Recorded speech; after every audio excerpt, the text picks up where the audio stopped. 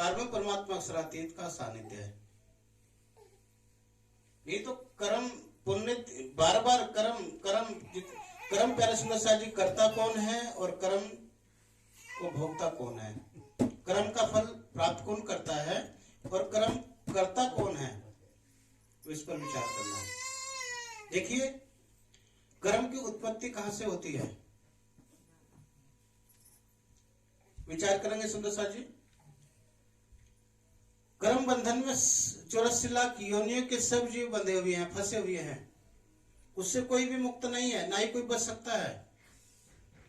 भगवान श्री कृष्ण भी कर्म बंधन में रहे। भगवान श्री राम का आना हुआ तो मर्यादा पुरुषोत्तम, उन्होंने भी आकर के कर्म करना पड़ा। परशुराम जी आए, उन्होंने भी कर्म किया। जितने भी ऋषि महर्षि आए, सभी ने कर्म किया प्यारे सुंदर साहब जी। कर्म से कोई भी नहीं बच सका। और हम तो मानव अधम जीव हैं, साधारण से मानव हैं। सभी कर्म बंधन में यहाँ पर हम बंधे हुए हैं। इससे बचने का रास्ता कुछ है ही नहीं है। अगर हम अच्छे कर्म करेंगे तो अच्छा मार्गदर्शन मिलेगा, अच्छा परिवार मिलेगा, सतगुरु महाराज जी का सानिध्य मिलेगा। अधम नीच कर्म होंगे तो 84 नरक कुंडों की यातना हमें भोगना होगा। तो पहले सुनो साहब जी, पहले तो जानना है कि कर्म की उत्पत्ति कहां से होती है, कर्म पैदा कहां से होता है, कर्म बनता किस प्रकार से है। अहंकार के अहम से अमल से, अहंकार के अमल से कर्म की उत्पत्ति होती है। जब अहम उत्पन्न होगा, उससे मन में जो है आपके कर्म उत्पन्न हो गया है। जो आपके मन में कर्म उत्पन्न हो गया है, वो भले ही आपके तन के द्वारा भी ना हुआ हो, उसका विफल आपको भोगना पड़ेगा। आपके मन में भी आ गया ना कि एक गठरी जो है चारे की काट कर लाना है, उसके खेत में बढ़िया खड़ी सुशील के, तो वो आपके द्वारा कर्म हो चुका है। आप उसको लाओ ना लाओ, करो ना करो, उसका फल भी आपको भोगना पड़ेगा। ये शास्त्रों का विधान है। इसके लिए प्रमाण है श्रीमद् भागवत, उसमें कई प्रकार से उसमें कर्म का उल्लेख बताया है। उसमें तो इसी प्रकार से पहले सुनो जी, कर्म की जो उत्पत्ति होती है अहम से, मन के अहम से कर्म की उत्पत्ति होती है, कर्म बनता है। और उसमें अच्छा कर्म बनेगा तो अच्छा मार्गदर्शन मिलेगा, रिजल्ट अच्छा मिलेगा। और अधम नीच कर्म उत्पन्न होगा तो वो अधम, इसी प्रकार का हमने उसको करना पड़ेगा। करता कौन है, कर्म को करता कौन है, ये पंचभौतिक तन के द्वारा कर्म की उत्पत्ति होगी। कर्म जो भी हम करेंगे ये इस पंचभौतिक तन के द्वारा होगा। 5 तत्वों का तन है भाई, हाथ है, पैर है, ये शरीर है, इसके द्वारा कोई भी कर्म होगा। अच्छा करेंगे वो भी इसके द्वारा होगा, अधम नीच कर्म करेंगे तो वो भी इसके द्वारा होगा। कर्ता तो ये तन है और भोगता इसको चेतन तत्व जीव है। अनुभव इसको, अनुभव जो होगा सुख का दुख का, इसके अंदर जो चेतन तत्व जीव है उसको अनुभव होगा। समझिए। इसी प्रकार से पहले सुनसा जी, यहाँ पर बार बार जन्म लेना, बार बार तन छोड़ना, कर्म बंधन में सब जीव फंसा हुआ है। भगवान श्री कृष्ण गीता में अर्जुन को उपदेश दे रहे हैं कि ये जो जीव है इनका आवागमन चला हुआ है, आवागमन से कोई मुक्त नहीं हुआ है। स्वर्ग के सुख मिल जाएंगे, वैकुंठ के सुख मिल जाएंगे नवदा भक्ति के द्वारा, फिर भी कर्मों के द्वारा किसी न किसी योनि में आना पड़ेगा। इसी प्रकार से पहले सुनसा जी, कर्म के 3 भाव होते हैं। कर्म करने का 3 भाव होता है, शास्त्रों में वर्णन आया है। एक होता है प्रारब्ध, एक होता है सिंचित कर्म। एक प्रारब्ध कर्म, एक सिंचित कर्म, एक होता है क्रियमाण कर्म। जो भी हम करते हैं उनके 3 भाव होते हैं, प्रारब्ध, सिंचित और क्रियमाण। ये शास्त्रों का में वर्णन आया हुआ है। इस प्रकार से जो भी हम कर्म करेंगे उस करने के 3 भाव होंगे। प्रारब्ध उसको कहा गया है जो हमारा पिछला बैंक बैलेंस है, जिसको बैंक में डाल दिया उसको भूल गए, वो प्रारब्ध, वो अब हमें आकर के भोगना होता है। जब बच्चे का आगमन होता है, ये मानव तन मिलता है, जो उसका प्रारब्ध है सुख और दुख के रूप में वो उसको भोगता है, अनुभव करता है। एक होता है सिंचित कर्म। सिंचित कहते हैं इकट्ठा करना। अभी हम सब मजदूर हैं, खेत खलिहान में काम करने वाले हैं, सब किसान हैं, तो हम जो है अपने खेत खलिहान में काम करते हैं, उससे मेहनत मजदूरी से 2 पैसा इकट्ठा करते हैं। भाई पता नहीं कब भेड़ बखत में कब जरूरत पड़ जाए, तो उसको कहा है सिंचित करना, इकट्ठा करना। तो हम क्या इकट्ठा कर रहे हैं, अच्छे कर्म इकट्ठा कर रहे हैं, बुरे कर्म इकट्ठा कर रहे हैं, ये हमारे ऊपर निर्भर होता है। एक होता है क्रियमाण। क्रियमाण कहा है कुछ का तो फल भोग लिया और कुछ को आगे के लिए छोड़ दिया, कुछ निकाल लिया और कुछ उसी में छोड़ दिया। तो इसी प्रकार से जो भी हम कर्म करते हैं उसके करने के 3 भाव होते हैं, प्रारब्ध, सिंचित और क्रियमाण। तो इसी प्रकार से पहले सुंदर साथ जी, जो हम भोग रहे हैं, जो हम अनुभव कर रहे हैं, वो हमारा प्रारब्ध है। और जो हम कर रहे हैं, इकट्ठा कर रहे हैं, उसमें सिंचित, उसमें से कभी जरूरत पड़ी तो उसमें से निकल जाते हैं। अभी है ना कि भाई कहा ना कि यहीं भोगना पड़ेगा, कुछ यहाँ भोग ले हैं, कुछ वहां भोग ले हैं, तो वो जो है ना कुछ तो यहाँ पर भोग लिया, कुछ आगे के लिए छोड़ दिया जी। तो इसी प्रकार से ये सिंचित कर्म, क्रियमाण कर्म और प्रारब्ध कर्म की तीन विभाग है इनके, मैंने आपको बताया है। अब पहले सुनो साहब जी, अगर हम उनमें अच्छा इकट्ठा करेंगे तो अच्छा इकट्ठा होता जाएगा। अगर हम हमारे मन में भी बुरा आ गया किसी के प्रति, तो वो बुरा ही हमारे अकाउंट में चढ़ जाएगा सुंदर साहब जी, उसका फल हमें बुरा ही मिलेगा। तो इसी प्रकार से कर्म पर कितना भी भगवान श्री कृष्ण ने कितना उपदेश दिया गीता के अंदर, लेकिन फिर भी कर्म से छुटकारा मिलता नहीं है जीव को। एक मात्र उपाय है, मात्र एक साधन है कर्म से बचने के लिए। हमारा जो भी करना है, हमें गोपी भाव बनना पड़ेगा उसके लिए। गोपियों का जो भी कर्म था एक पारब्रह्म परमात्मा श्री कृष्ण के लिए था।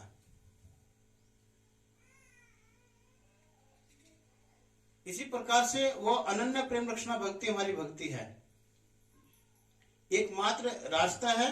महामती प्राणनाथ जी श्री मुखवाणी में कह रहे हैं, करने कर्म कछु ना रहा, धनी बड़े करपाल। उस जीव का, उस सुंदर साथ का ना तो कर्म रहता है ना उसकी करनी रहती है, जो अपने आप को धनी के चरणों में समर्पण कर देता है। और अब हम विचार करें, इतने दिनों के हम सुंदर साथ है, कितना हम धनी के समर्पण हुए, कितने उनके नजदीक है, कितने उनके लायक बने। हमें खुद अपने आप से पूछना है। करने कर्म कछु ना रहा, धनी बड़े करपाल, स्वामी जी कह रहे हैं। उस सुंदर साथ का, उस ब्रह्म आत्मा का ना तो करनी रहती है ना कर्म बंधन रहता है। कर्म बंधन से मुक्त हो जाता है, जो समर्पण धनी के प्रति अर्पण हो जाते हैं। केवल भाव बदलना होता है। हे धनी, ये जो तन दिया है, ये आपने माध्यम बनाया है, आपने इस तन को शोभा दिया है परिवार की सेवा करने का, मेरे द्वारा आप करवा रहे हैं। कौन? आप करा रहे हैं। और जब तक मैं कर रहा हूं, जब तक मेरा कर्म बंधन है, जब तक तू करा रहा है, जब तक मैं कर रहा हूं, जब तक आपका कर्म बंधन है, और जब तू करा रहा है, आपका कर्म बंधन से आप मुक्त हो चुके हैं। आपका कर्म बंधन नहीं है। आप जो भी कर रहे हैं धनी के लिए कर रहे हैं, परमात्मा के लिए कर रहे हैं, सतगुरु महाराज जी के लिए कर रहे हैं। ये धनी, ये तन आपने दिया है, ये तन को आपने माध्यम बनाया है, ये शोभा आपने इस तन को दिया है, ये परिवार की सेवा मेरे द्वारा आप करवा रहे हैं। और जब तक मैं कर रहा हूं और जब आप करा रहे हैं, कितना परिवर्तन हुआ।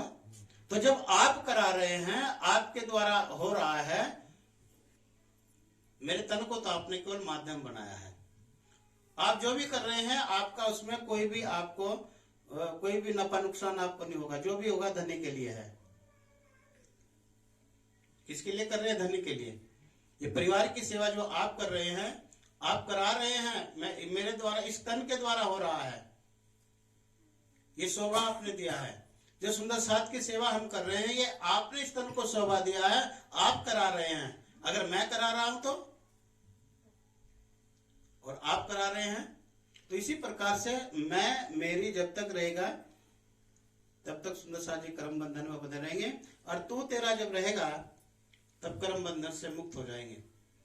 इसलिए स्वामी जी कह रहे हैं, करनी कर्म कछु ना रहा, धनी बड़े करपाल। जो भी होगा धनी के लिए होगा। हम ड्यूटी कर रहे हैं, मजदूरी कर रहे हैं, खेत खलियान में काम कर रहे हैं, ये धनी आपका बड़ा बड़ा आभार। हम सवेरे ही जब हमारी आंख खुलती है, अपने बिस्तर से उठते हैं, तो 2 मिनट के लिए परमात्मा का, सदगुरु महाराज जी का हम चिंतन करें, ध्यान करें, और उनके चरणों में ये प्रार्थना करें, हे धनी आपने आज सवेरा, आज की सुबह का सवेरा दिखाया, ये आपका धन्यवाद, आपका बहुत बहुत आभार। अब आप मेरा मार्गदर्शन कीजिए, आज के दिन को मुझे किस प्रकार से जीना है, किस प्रकार से दिन व्यतीत करना है। जब हमने सतगुरु महाराज जी के चरणों में, धाम के धनी के चरणों में अर्जी लगा दिया, तो हमारा दिन जो है ना बहुत खुशियों से व्यतीत होगा। जो हमारे बिगड़े हुए काम है वो भी सब सिद्ध हो जाएंगे, और आने वाली जो आपदाएं हैं वो भी टल जाएंगी। सुंदर साथ जी 2 मिनट, क्योंकि हमारी आंख खुलते ही हमें सैकड़ों काम हमारे सामने आ जाए, और जब तक नींद आ जाएगी, थक जाएगा इंसान, अपने आप ही नींद आ जाएगी, लेकिन इसको बेचारे का ये रह गया, वो रह गया, लगा ही रहेगा, 10 बज जाओ, 11 बज जाओ, 12 बज जाओ। तो इसी प्रकार से प्यारे सुंदर साथ जी, हम सवेरे ही उठ करके प्रार्थना करें, उनका शुक्रगुजार करें, उनके श्री चरणों का ध्यान करें, और प्यारे सुंदर साथ जी उनका आभार व्यक्त करें। उसके बाद अपना दैनिक कार्य में हम लगे। तो प्यारे सुंदर साथ जी, हमारा करना किसके लिए होगा? धनी के लिए होगा। गोपिका इस संसार में रहती थी, परिवार उनके यहाँ भी थे, बाल बच्चे भी थे, परिवार भी थे, सास ससुर भी थे, लेकिन मन में जो छवि है उस मनमोहन की बसी हुई थी। और जिस दिन गाय चराने के लिए जाते थे, पूरा दिन दरवाजे की दहलीज पर उनकी नजर टिकी होती थी, कब उस मोहनी सूरत का दर्शन हो, क्योंकि वो रोम रोम में बसा हुआ है। इसी प्रकार से वो पारम परमात्मा सरातीत हमारे मन, हमारी बुद्धि, हमारे विवेक में बस जाए प्यारे सुंदर साथ जी, तो हमारा इस कर्म बंधन रहेगा ही नहीं। जो भी हमारे द्वारा, तन के द्वारा हो रहा है, वो करा रहे हैं सतगुरु महाराज जी, पारम परमात्मा सरातीत, और उसका लाभ हमें मिल रहा है। हमारा बड़े सौभाग्यशाली सुंदर साथ हैं।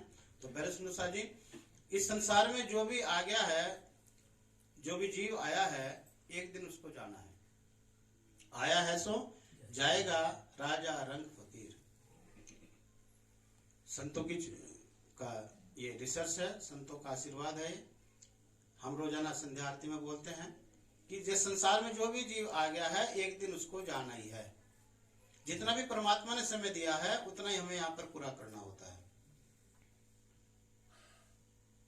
कोई सिंहासन चढ़ चला, कोई बांध चला जंजीर। राजा हो, रंक हो, वजीर हो, अमीर हो, गरीब हो, सबको जाना है। किसी को यहाँ कोई आजर अमर रहा ही नहीं। जो वस्तु का आना हो गया है, एक दिन उसको जाना ही है। कोई अमीर हो, गरीब हो, वजीर हो, फकीर हो, कोई भी हो, सबको जाना है। तो लेकिन कहा कि भाई कोई सिंहासन चढ़ चला। सिंहासन पर चढ़ने का तात्पर्य यह है प्यारे सुंदर साथ जी, कोई तो आवागमन से मुक्त हो गया। हमें मानव तन मिला 84 लाख योनि में, सतगुरु महाराज जी का सानिध्य मिला। तो अगर हम अपने जीव को आवागमन से छुड़ा सके, तो उसको कहा सिंहासन पर चढ़ना, आवागमन से मुक्त हो जाना, पारम परमात्मा सरातीत के आनंद का अनुभव करना, उसको कहा है सिंहासन चढ़ना। कोई सिंहासन चढ़ चला और कोई बांध चला जंजीर। बांध चला जंजीर का तात्पर्य यह है कि कर्म बंधन में बंधा हुआ तो इस संसार में आया, और कर्म बंधन में ही बंधा हुआ इस संसार से चला गया। उसको कहा कोई बांध चला जंजीर। कर्म बंधन से मुक्त नहीं हो पाया, कर्म बंधन में बंधा आया और कर्म बंधन में बंधा हुआ चला गया। आप कितने सौभाग्यशाली सुंदर साथ हैं। जीव का कर्म बंधन से छुटकारा सतगुरु महाराज जी ने हमें दे दिया। जिस दिन वो नाम सुनाते हैं, उसी दिन जीव का कर्म बंधन से छुटकारा हो जाता है। केवल हमने समर्पण की जरूरत होती है। हमारा भाव समर्पण भाव हमारा हो जाए। अभी हमें क्या नारा दिया स्वामी जी ने, प्रेम और सेवा से पाओगे पार। ना तो हमारे पास प्रेम है और ना सेवा है। प्रेम हो तो अनन्य भाव का प्रेम जो गोपिकाओं के पास था, उस प्रेम की जरूरत है सुनसा जी। संसारिक प्रेम हमारा कितना भी व्यक्ति से हो जाए, कितना भी हो जाए, अपनों से, परिवार से कितना भी हो जाए, लेकिन उस प्रेम की सीमा घटती बढ़ती है। आज तो इतना प्रेम हो जाता है कि उसके बिना हम रह सकते नहीं है, और कुछ ही दिनों में, कुछ ही पलों में ऐसा हो जाएगा एक दूसरे के दुश्मन हो जाएंगे। तो संसार का रिवाज है, ये संसार का व्यवहार है। उन गोपिकाओं के पास प्रेम था। सुख व्यास कहे भागवत में, प्रेम ना त्रिगुण पास। सुखदेव महाराज जी, व्यास जी भागवत में कह रहे हैं कि तीनों गुणों के पास प्रेम नहीं है भाई। रजोगुण, तमोगुण, सतोगुण, ब्रह्मा विष्णु महेश के पास भी प्रेम नहीं है। प्रेम बसे ब्रह्म सृष्टि में। उन ब्रह्म आत्माओं के पास प्रेम था जो खेल स्वरूप ब्रजराज, जिन्होंने अपने धन्य को अपने हृदय में बसा करके अनन्य भाव का प्रेम से उसको रिझाया, अनन्य भाव के प्रेम से उसको खुश किया। तो पहले सुनो जी, प्रेम हो तो अनन्य भाव का। हमारी जो भक्ति है अनन्य प्रेम रक्षणा भक्ति है, माधुर्य भाव की प्रेम रक्षणा भक्ति में महंत प्राणनाथ जी ने दिया। अब हम विचार करें कि अगर हम टटोले ना अपने आप को, तो अणु मात्र भी प्रेम मिलेगा नहीं, कण मात्र भी प्रेम नहीं है। घंटों घंटों प्रेम पर चर्चा करेंगे, उनके अंदर अगर उनको व्यावहारिक में देखा जाए, उसको टटोला जाए, तो प्रेम से खाली मिलेंगे सुंदर जी। प्रेम तो अनन्य भाव का, और सेवा समर्पण भाव की, समर्पण भाव की सेवा। और हम क्या करेंगे, घर से तैयार होकर चलेंगे, वो पहले ही फटा हुआ नोट अलग रख लेंगे, सही